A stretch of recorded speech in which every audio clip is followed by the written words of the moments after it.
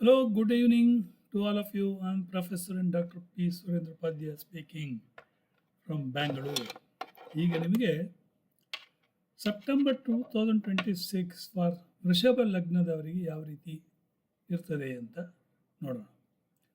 ಶುಕ್ರ September 2, 2026 ಮಧ್ಯಾಹ್ನ 1:51 ತುಲಾ ರಾಶಿಗೆ entry ಕೊಡ್ತಾನೆ. ಮೊದಲಿಗೆ ಎಲ್ಲ ಯಾವ್ಯಾವ ಪ್ಲಾನೆಟ್ಟು ಗೋಚಾರದಲ್ಲಿ ಎಂಟ್ರಿ ಕೊಡ್ತವೆ ನೋಡೋಣ. On September 18th 2026 at 4:44 p.m. Mangal will be transiting from Gemini, his Ajata Shatru's place, into Kataka, Moon's place. Jalatattva Rashi. Mangal is Agni, Kataka is Jala Tattva.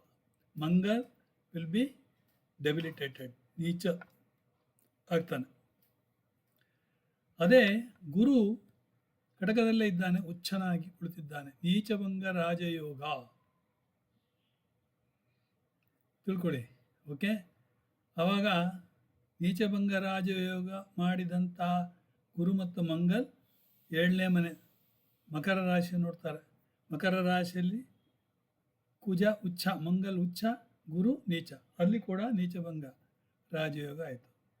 ಇದಕ್ಕೆ ಮಹಾಲಕ್ಷ್ಮಿ ಯೋಗ ಅಂತಲೂ ಕರೀತಾರೆ. ಇನ್ನು ಇಲ್ಲಿ ಶುಕ್ರ ತುಲಾರಾಶಿಗೆ ಬಂದಾಗ ಅದು ಮೇಷರಾಶಿಯವರಿಗೆ ಸ್ಪೌಸಿನ ಹೌಸ್, ಕಾಲಪುರುಷನ 7ನೇ ಮನೆ, ಸ್ಪೌಸಿನ ಮನೆ. ಆದರೆ ಈಗ ನಾನು ತೆಗೆದುಕೊಂಡದ್ದು ವೃಷಭ ಲಗ್ನದವರಿಗೆ ಇದು 6ನೇ ಮನೆ.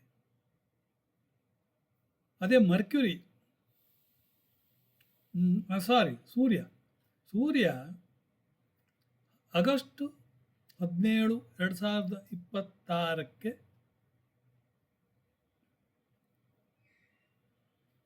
ಎಲ್ಲಿ ಹೋಗಿದ್ದಾನೆ? ಸಿಂಹಕ್ಕೆ ಎಂಟ್ರಿ ಕೊಟ್ಟಿದ್ದ. ಓಕೆ, ಅದೇ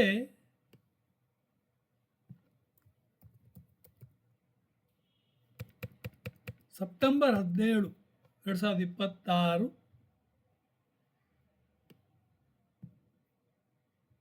ಬೆಳಿಗ್ಗೆ 7:58 ಕನ್ಯಾ ರಾಶಿಗೆ ಎಂಟ್ರಿ ಕೊಡ್ತಾನೆ. ಅಂದರೆ ಏನಾಯಿತು? ಬುಧ, ಸಪೋಸ್ ನಾವು ಮೇಷ ಲಗ್ನದವರಿಗೆ, ಈಗ ನಾನು ವೃಷಭ ಲಗ್ನದವರಿಗೆ ಹೇಳ್ತಾ ಇದ್ದೀನಿ. ವೃಷಭ ಲಗ್ನಕ್ಕೆ ಅದು ಪಂಚಮ ಸ್ಥಾನ, ಪೂರ್ವ ಪುಣ್ಯ ಸ್ಥಾನ. ಪಂಚಮ ಸ್ಥಾನ ಇದು ಮಹಾಲಕ್ಷ್ಮಿ ಸ್ಥಾನ. ಓಕೆ,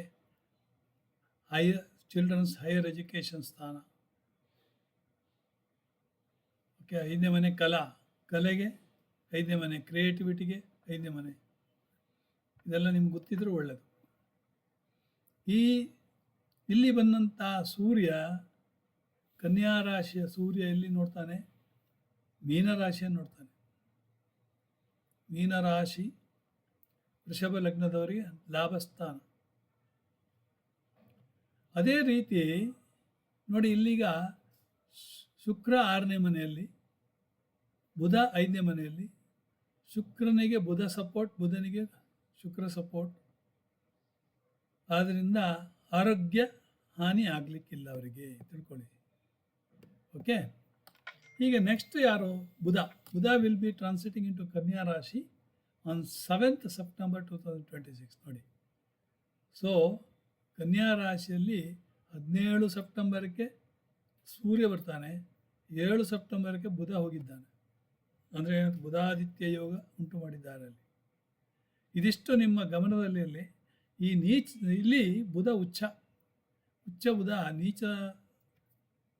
ನೀಚತ್ವದ ರಾಶಿ ಮೀನರಾಶಿಯನ್ನು ನೋಡ್ತಾನೆ. ಸೊ ಮೀನರಾಶಿ ವೃಷಭ ಲಗ್ನದವರಿಗೆ ಲಾಭಸ್ಥಾನ. ಯಾವಾಗಲೂ ಬುಧ ವಕ್ರಿ ಆದರೆ ಬುದ್ಧಿ ವಕ್ರಿ ಅಂತೇವೆ. ಬುಧ ನೀಚ ಆದರೆ ಎಲ್ಲ ಚೌಪಟ್, ಗೇನ್ಸ್ ಫ್ರೆಂಡ್ಸು ಸರ್ಕಲ್ಲು ಎಲ್ಲ ಸ್ವಲ್ಪ problematic. So you have to be very careful. Okay, so ನಾವೀಗ ಒಂದೊಂದಾಗಿ ವಿಂಗಡಣೆ ಮಾಡೋಣ. Let me analyse. ವೃಷಭ ಲಗ್ನದ ಶುಕ್ರನ ತುಲಾ ರಾಶಿ ಎಂಟ್ರಿ 6ನೇ ಮನೆಗೆ ಬಂದಂತೆ ಅದು ಜಾತಕರಿಗೆ ಮರಣಕಾರಕನಾಗ್ತಾನೆ. ತುಲಾರಾಶಿ ಶುಕ್ರನ ಮನೆಯೂ ಕೂಡ, ಅಂದರೆ ಇಲ್ಲಿ ಮಾಳವ್ಯ ಯೋಗ ಉಂಟಾಗ್ತದೆ. ಅದನ್ನು ಇವರ ಆರೋಗ್ಯ ಸುಧಾರಿಸಲು ಶುರುವಾಗ್ತದೆ. ಇದಕ್ಕೆ ಕಾರಣ ಶುಕ್ರನಲ್ಲಿ ಮೃತ ಸಂಜೀವಿನಿ ವಿದ್ಯೆ ಇದೆ. ನಿಮಗೆಲ್ಲ ತಿಳಿದೇ ಇದೆ, ಗುರುವಿನ ಮಗನನ್ನು ಈ ವಿದ್ಯೆಯನ್ನು ಉಪಯೋಗಿಸಿ ಬದುಕಿಸಿದ್ದಾನೆ. ಇನ್ನು ಯಾರ್ಯಾರು ತಮ್ಮ ಕೆಲಸದಲ್ಲಿ ಸಂಪೂರ್ಣವಾಗಿ ಮುಳುಗಿ ಹೋಗಿದ್ದಾರೋ ಅವರೆಲ್ಲರಿಗೂ ಶುಕ್ರನ ಕೆಲಸದ ಸಂಪೂರ್ಣ ಪ್ರೋಗ್ರೆಸ್ಸನ್ನು ಕೊಡಿಸ್ತಾನೆ. ಯಾಕಂದರೆ ಇದು 6ನೇ ಮನೆ. 6ನೇ ಮನೆ ಡೈಲಿ ರುಟೀನ್ಸ್. ನೀವು ಇಂಥ ಸಮಯದಲ್ಲಿ ಹೇಳಬೇಕು, ಇಂಥ ಸಮಯದಲ್ಲಿ ಓದಬೇಕು, ಇಂಥ ಸಮಯದಲ್ಲಿ ಜಪ ಮಾಡಬೇಕು, ಇಂಥ ಸಮಯದಲ್ಲಿ ಯೋಗ ಅಭ್ಯಾಸ ಮಾಡಬೇಕು. ಅದೆಲ್ಲ ರುಟೀನ್ಸ್, ಡೈಲಿ ರುಟೀನ್ಸನ್ನು ಯಾರು ಸರಿಯಾಗಿ ಮಾಡ್ತಾರೋ ಅವರಿಗೆ ದೇವರು ಉದ್ಧಾರ ಮಾಡ್ತಾರೆ, ತಿಳ್ಕೊಳ್ಳಿ. ಓಕೆ, ಸೊ ಸಮಯಕ್ಕೆ ಸರಿಯಾಗಿ ಎಲ್ಲ ಕೆಲಸ. ಇಂತಿಷ್ಟು ಹೊತ್ತಿಗೆ ಬ್ರೇಕ್ಫಾಸ್ಟ್, ಇಂತಿಷ್ಟು ಹೊತ್ತಿಗೆ. ನಮ್ಮ ತಂದೆ ಅವರು 8 ಗಂಟೆ ಒಳಗೆ ಗಂಜಿ ಊಟ ಆಗ್ತಾಯಿದ್ರು ಮನೆಯಲ್ಲಿ. ಅಮ್ಮನಿಗೆ ಹೇಳ್ತಾಯಿದ್ರು 8 ಗಂಟೆಗೆ ಬಟ್ಲ ಇಡೀ, ಮಧ್ಯಾಹ್ನ 1 ಗಂಟೆಗೆ ಊಟ, ಆಮೇಲೆ 1 ಗಂಟೆ ನಿದ್ದೆ, ಸಾಯಂಕಾಲ ಏನಾದರೂ ಹಪ್ಪಳ, ಗಾರಿಗೆ, ಚಕ್ಕುಲಿ, ಸಣ್ಣ ಕಾಫಿ. ಸಾಯಂಕಾಲ 7:30 ಒಳಗೆ, ಅಂದರೆ ಜೈನರ ಒಂದು ಇದು, ಯಾಕಂದರೆ ಅಲ್ಲಿ ಊರಿನಲ್ಲಿ ಸೀಮೆಎಣ್ಣೆಯನ್ನು ಉಳಿಸ್ಬೇಕಲ್ಲ, ದೀಪ 8 ಗಂಟೆ ಒಳಗೆ ಮಲಗಬೇಕು. ಹಾಗೆ ಬೆಳಗ್ಗೆ 4 ಗಂಟೆಗೆ 4:15ಗೆ ಏಳಿಸ್ತಾರೆ, ಅವರು ಕೂಡ ಹೇಳ್ತಾರೆ. ಇದು ಡೈಲಿ ರುಟೀನ್ಸ್. ಸೊ 6ನೇ ಮನೆಯಲ್ಲಿದ್ದರೆ ಡೈಲಿ ರುಟೀನ್ಸ್ ಭಾಳ ಚೆನ್ನಾಗಿ ನಡೀತದೆ. ಸೊ ವೃಷಭ ಲಗ್ನದವರಿಗೆ ಇದೊಂದು ಸೆಪ್ಟೆಂಬರ್ ತಿಂಗಳದು ಒಂದು ಒಳ್ಳೆಯ ಕಾಲ. ಓಕೆ, ಇನ್ನು ಒಂದು ಮಾತು ನಿಮಗೆಲ್ಲ, ಶುಕ್ರನ ತುಲಾದಲ್ಲಿ ಇದ್ದು ಮೇಷರಾಶಿಯನ್ನು ನೋಡುವುದರಿಂದ ಅದು 12ನೇ ಮನೆಗೆ ಈ ಶುಕ್ರನ ಡಿಪ್ಲೊಮೆಸಿಯನ್ನು ಕೊಡ್ತದೆ. 12ನೇ ಮನೆ ಖರ್ಚಿನ ಮನೆ, ನಿದ್ರೆ ಮನೆ, ಹಾಸ್ಪಿಟ್ಲ್ ಮನೆ, ಫಾರಿನ್ ಸೆಟ್ಲ್ಮೆಂಟ್ ಮನೆ, ಇದೆಲ್ಲ ಪ್ರದೇಶ ಸಂಚಾರಕಾರಕನಾದ ಕಾರಣ ಈ ವೃಷಭ ರಾಶಿಯವರು ಪ್ರದೇಶಕ್ಕೆ ಹೋಗಲು ಶುರು ಹಚ್ಚುವರು. ಈ ಸೆಪ್ಟೆಂಬರ್ ತಿಂಗಳಲ್ಲಿ ಅದು ಅವರುಗಳಿಗೆ ಬಹಳ ಹೆಕ್ಟಿಕ್ ಆಗಿ ಕಾಣಿಸ್ಬೋದು. ಅದಕ್ಕಾಗಿ ವೃಷಭದಲ್ಲಿನ ಜಾತಕರು ತಮ್ಮ ಡಿಪ್ಲೊಮೆಸಿಯನ್ನು ಉಪಯೋಗಿಸಬೇಕಾಗ್ತದೆ. ಬುಧನು ಸೆಪ್ಟೆಂಬರ್ ತಿಂಗಳು 7ನೇ ತಾರೀಕಿನಂದು ತನ್ನ ಉಚ್ಚ ರಾಶಿಯಾದ ಕನ್ಯಾಕ್ಕೆ ಪ್ರವೇಶವನ್ನು ಹೊಂದುವನು. ಇದು ಪಂಚಮ ಸ್ಥಾನವಾದ ಕಾರಣ ಅದು ವೃಷಭ ಲಗ್ನದವರಿಗೆ ಪೂರ್ವ ಪುಣ್ಯ ಸ್ಥಾನವಾಗ್ತದೆ. ಅಂದರೆ ಪೂರ್ವ ಪುಣ್ಯ ಅಂದರೆ ಏನಂದರೆ, ನೀವು ನಿನ್ನೆ ಮಾಡಿದ ಒಳ್ಳೆಯ ಕೆಲಸಗಳು ಇವತ್ತು ನಿಮಗೆ ಅದು ಕೆಲಸಕ್ಕೆ ಬರ್ತದೆ. ನಿನ್ನೆ ಅಂದರೆ ನನ್ನ ಅರ್ಥ ಲಾಸ್ಟ್ ಜನ್ಮದಲ್ಲಿ ಮಾಡಿದಂಥ ಒಳ್ಳೆಯ ಕೆಲಸಗಳು ಈ ಜನ್ಮದಲ್ಲಿ ನಿಮಗೆ ಉತ್ತಮವಾಗಿ ಕೊಡ್ತದೆ. ಏನು ತೊಂದರೆ ಇಲ್ಲದೆ ನಿಮ್ಮ ಜೀವನ ಹೋಗ್ತದೆ. ಅದು ಪೂರ್ವ ಪುಣ್ಯ ಸ್ಥಾನ. ಒಂದು ರೀತಿಯಲ್ಲಿ ಈಗ ನನ್ನ ಮಿಥುನ ಲಗ್ನದ ಪಂಚಮ ಸ್ಥಾನದಲ್ಲಿ ಶುಕ್ರ ಬುಧ ಇದ್ದಾರೆ. ಅದು ನಿಮಗೆ ಒಂದು ರೀತಿಯಲ್ಲಿ ಶಾಪವೂ ಹೌದು. ಯಾಕಂದರೆ ಅದು ನೀವು ಈ ವರ್ಷ ಈ ಜನ್ಮದಲ್ಲಿ ಕೂಡ ಒಳ್ಳೆಯದನ್ನು ಮಾಡಿದ್ರೇ ನಿಮಗೆ ಅದು ಮತ್ತೆ ಮುಂದುವರಿತದೆ. ಇಲ್ಲ ಅಂದರೆ ಮತ್ತೆ ನಿಮಗೆ ಯಾವುದೋ ಚಿತ್ರಗುಪ್ತರ ಜೊತೆಯಲ್ಲಿ ನಿಮ್ಮ ಪಾಪ ಪುಣ್ಯಗಳ ಒಂದು ಸಂಗ್ರಹ ಇರ್ತದಲ್ಲ, ಪುಸ್ತಕ ಬರೆದಿರ್ತಾರೆ ಅವರು, ಅದು ಏರ್ತಾ ಹೋಗ್ತದೆ. ಇನ್ನು ನಿಮ್ಮ ಮಕ್ಕಳ ಸ್ಥಾನ ಹೌದು, ಪಂಚಮ ಸ್ಥಾನ ಮಕ್ಕಳ ಸ್ಥಾನ. ಮಕ್ಕಳು ಹೈಯರ್ ಎಜುಕೇಷನ್ಗೆ ಹೋಗೋದಿದ್ದರೆ ಬ್ಯೂಟಿಫುಲ್. ನಿಮಗೆ ಒಂದು ಖುಷಿಯ ಸುದ್ದಿ ಏನಂದರೆ,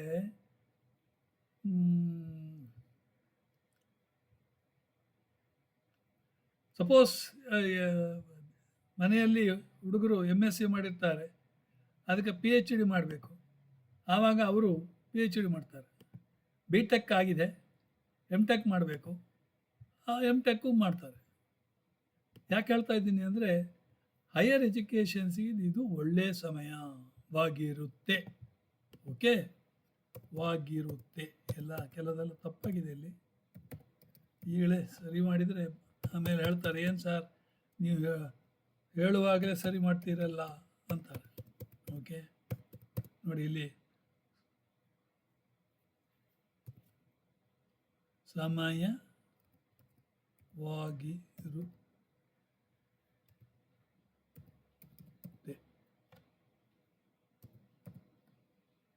ಓಕೆ, ಇದು ಖುಷಿ.